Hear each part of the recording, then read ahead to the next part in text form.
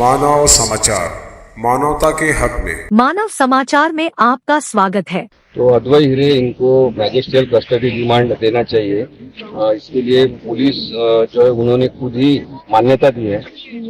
मेरा ये कहना है एक वकील करके कि उनको जिस प्रकार से अरेस्ट हुई है, जो कलम उनके ऊपर लगाए हैं वो बेबुनियाद है, गैर कानूनी है और इस तरह से पुलिस यंत्रणा का गैरवापर जो होता है, गैर इस्तेमाल होता है, उसका एक उदाहरण है कि अद्वैत हीरे इनको अरेस्ट की गई।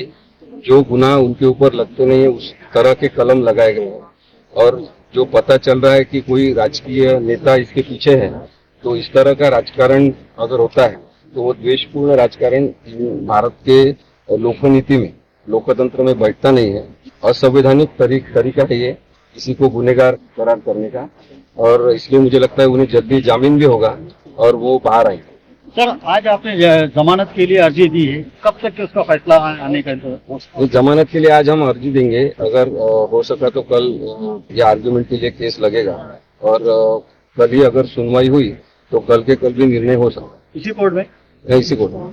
सर, कौन कौन से आपके मुताबिक ऐसा लगता है कि जो धाराएं उन पर नहीं लगनी चाहिए थे वो लगाई गई है? टेक्निकली कौन कौन सी चीजें हैं जिसको आप जो है डिफेंस कर रहे हो, जो लगना नहीं चाहिए था मगर कोई सियासी दबाव के कारण लगाई गई? जैसा है कि 120B लगाया है क्रिमिनल कॉन्स्पिरेसी का, तो गुनहगारी स्वरूप का कोई कारस्थान अगर होता है तो उसमें 120B लगता है, लेकिन इसमें कोई कारस्थान नहीं है। दूसरी बात है कि जो फोर्जरी का कहा गया है कि कुछ झूठे कागजात सबूत किए हैं, झूठे कागजात सही है ऐसा करके लोन उठाया है, वो भी गलत है, क्योंकि जो पूरी प्रक्रिया है बैंक का लोन लेने की वो की गई है। प्रोजेक्ट रिपोर्ट सबमिट किया गया है जो यंत्रमाग व्यवसाय शुरू करने के लिए है, तो कागजात कोई बनावट नहीं है। इसलिए जो बनावट कागजात है ऐसा कलम लगाए वो भी गलत है।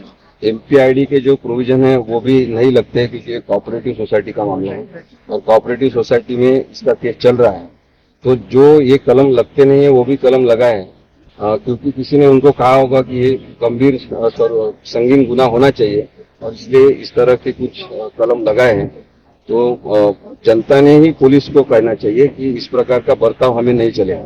राजकीय नेता आते हैं और जाते हैं, आज है वो कल नहीं रहेंगे और यहाँ के तो जरूर नहीं रहेंगे, लेकिन जो भी कोई आएंगे उन्होंने इस तरह से गैर कानूनी बर्ताव करना ये गलत है और इसलिए पुलिस को नागरिकों ने बताना चाहिए कि वो नागरिकों के सेवक है, वो किसी राजकीय नेता के सेवक नहीं। सर, जिस प्रकार से 2 मरतबा बेल रिजेक्ट हुई है उसको आप कैसे देखते हैं?